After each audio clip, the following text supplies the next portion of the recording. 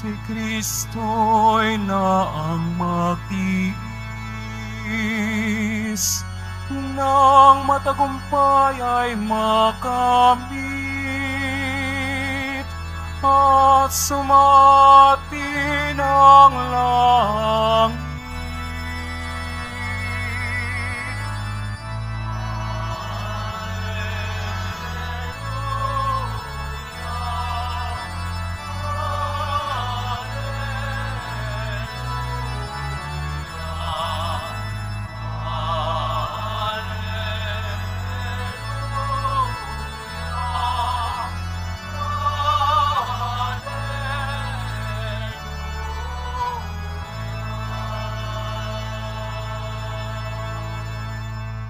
Sumainyo ang Panginoon.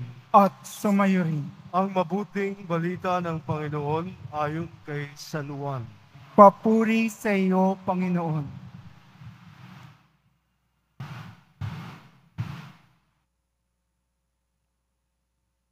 Noong panahong yun, sinabi ni Jesus sa kaniyang mga alagad, "Sinasabi ko sa inyo, tatangis kayo at magdadalamhati, ngunit magagalak ang sanlibutan. Matitigib kayo ng kalungkutan, subalit ito'y magiging kagalakan. Kapag nagdaramdam ng isang babaeng manganganak, siya'y nahahapis sapagkat dumating na ang oras ng kanyang paghihirap. Ngunit pagkapanganak, hindi na niya naaalala ang hirap. Siya'y nagagalak dahil siya'y pinanganak na sa sanlibutan ang isang sanggol. Gayon din naman kayo. Nalulumbay kayo ngayon, ngunit muli akong makikipagkita sa inyo at mag-uumapaw sa puso ninyo ang kagalakang hindi maaagaw ninuman. Hindi na kayo kailangang magtanong sa akin sa araw na iyon."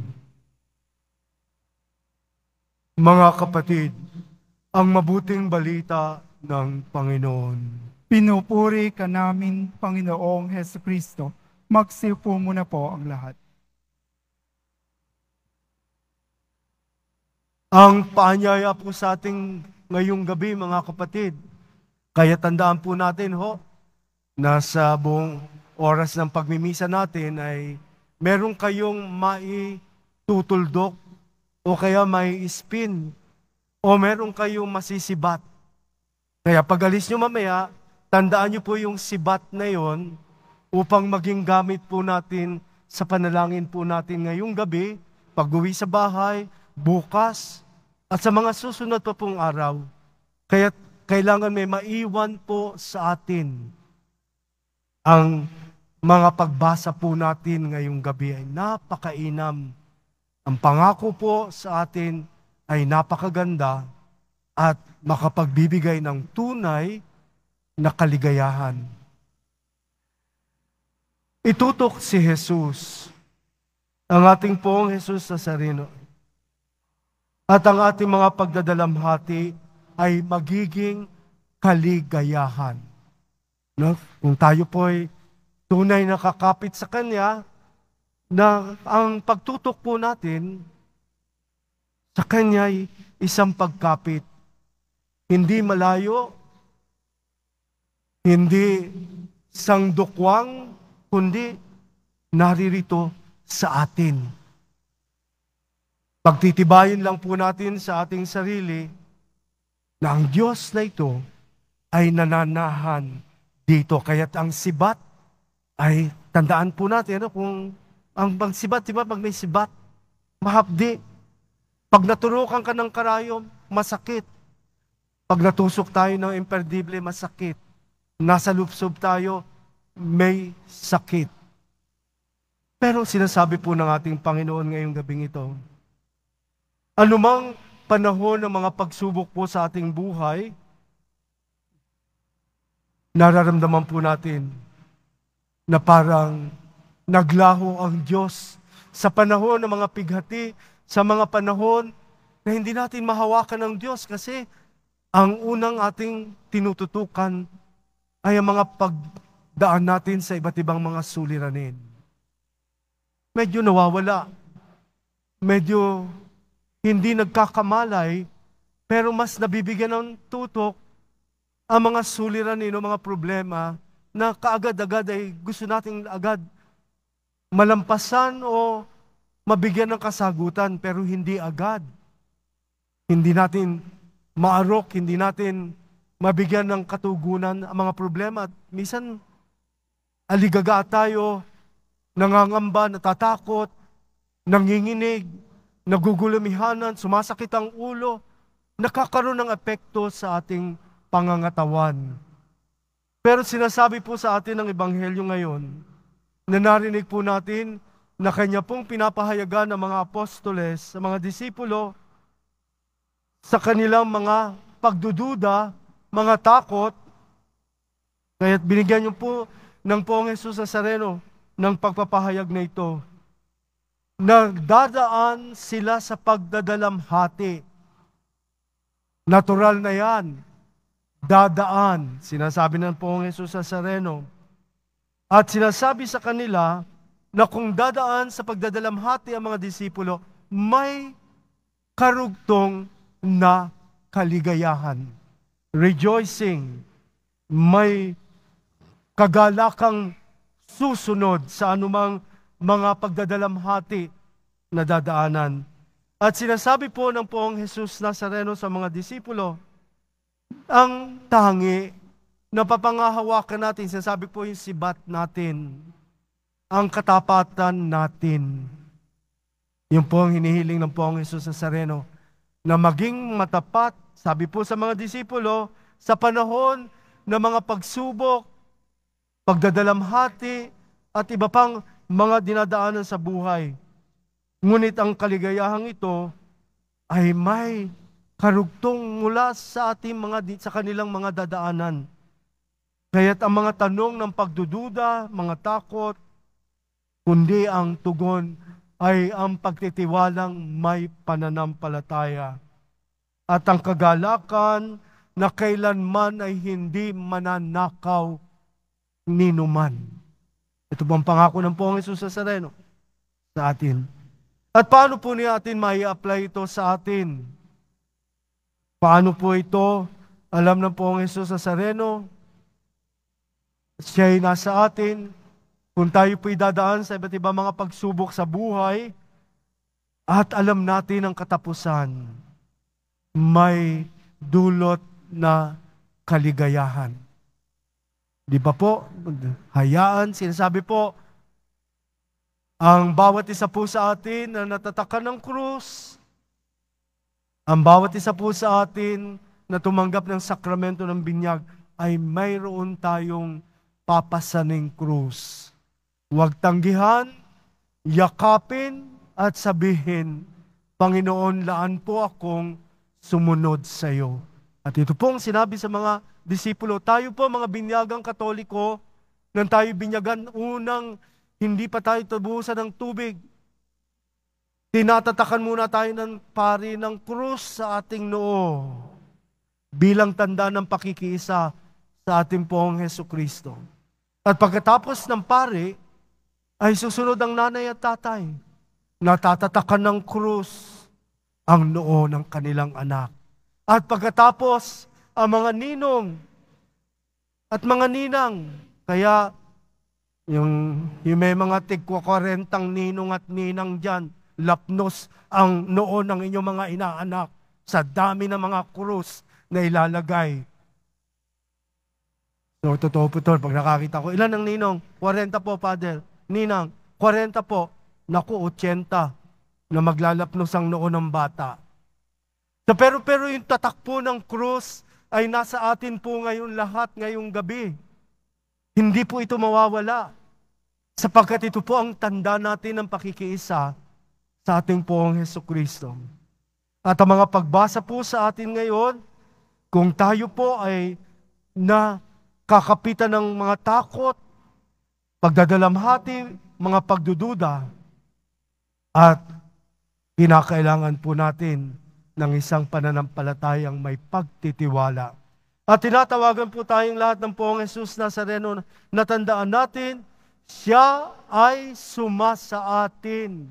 Ito po ang pangako ng Poong Jesus Nazareno, ang Emmanuel. Kaya tandaan po natin ang sino mang dumadaan dito sa maraming pagsubok sa buhay, naririto siya. Naririto siyang nananahan sa kaibuturan ng puso po natin. Yan po'y katotohanan. Yan po'y totoong ipinagkaloob po ng Diyos sa atin ito. Naririto siya, sumasa atin siya panahon ng kalungkutan, panahon ng kapighatian, panahon ng pagkakasakit, panahon ng mga mabibigat na suliranin sa buhay, nananatili po ang Diyos, ang Poong Jesus Nazareno, sa kaibuturan ng ating puso. Kaya hingin natin na tayo tutulungan po na maging matatag. Kaya sinasabi po, huwag pong tanggalin ang krus, kundi kami po'y patatagin po ninyo na maging matapat kahit na kami dumadaan sa iba't ibang pagsubok ng buhay. Kaya sinasabi po ng Poong Jesus Nazareno sa ating gabi ngayon na kung paano ang panahon ng mga pagsubok na minsan ng pananampalataya ay naglalaho sa atin, nawawala, lumalabo. Pero pinapaalalahanan po tayo ng ating Panginoon. Itutok natin sa Poong Jesus Nazareno at huwag sa problema. Sa mga suliranin, alam nating nagpapasa ng krus tayo sa mga pagdadaan natin, sa paglalakbay natin sa mundong ito, pero tutok pa rin sa Diyos. Gumagaan, lumilinaw, pumapayapa, at nagbibigay liwanag kapag tayo'y nakatutok sa Diyos at hindi nakatutok sa anumang problemang nakapasan at nakaatang sa ating mga balikat. Meron po akong kilalang may sakit, na humanga po ako. Sabi niya, Father, nagpapasalamat po ako sa Diyos. Bakit? Kasi po, nakikiisa ako sa paghihirap at pagdadalamhati ng Panginoon. Ano bang sakit mo? Brain tumor po, Father. Pero, ang liwanag ng mukha niya, masaya, magaan, at higit sa lahat, ang kanyang mukha'y nagliliwanag. Kasi bakit? Sabi niya, ito po'y pagkakataon ko na maging malapit po ako sa Panginoong Hesukristo. Sabi niya, nahihirapan ka ba? Opo, Father. Ang paghihirap na ito'y inaalay ko po sa Kanya. Nalulungkot ka ba? Meron yung lungkot, pero may ligaya po kasi kung ako po'y matatapos ang buhay ko po dito, hinihiling ko po na ako'y diretsyong makauwi sa Kanyang kaharian. Kaya't nakita ko po siya, kaya sabi ko po doon sa anak, "Uy, ang galing ng nanay mo." Nung puntahan ko na po, kasi na-anoint ko na, sabi ko, kahit walang liwanag ng fluorescent lamp doon sa ward, pero yung liwanag na nagniningning sa muka ng namatay na ito, sabi ko, ang lalim. Hindi ko siya kamag-anak, pero natulo po ang aking luha. Kasi bakit? Ang presensya ng Diyos ay naroon. Kaya nga po, huwag kayong matakot. Sinasabi, huwag kayong magdalamhati, huwag kayong malungkot, kundi magbigay tayo ng sigla na nakatutok sa Panginoon. Kaya yung sinabi po ng anak, Father, ayaw na po niya, huwag na daw siyang lagyan ng tubo, okay na siya, huwag na siyang yugyugan doon sa kanyang kama, okay na siya kasi nakaredy na siya at dala niya sa kanyang puso si Jesus at ang kaligayahan sa hirap na kanyang dinaanan. May ngiti, ang ganda-ganda ng muka, hindi nakasimangot, hindi mabigat, Kasi bakit? Buong-buong tinanggap niya po ang Jesus Nazareno sa kanyang puso. Tayo rin ganun po. Huwag tayong magsabi, bakit ako ginaganito? Ayan.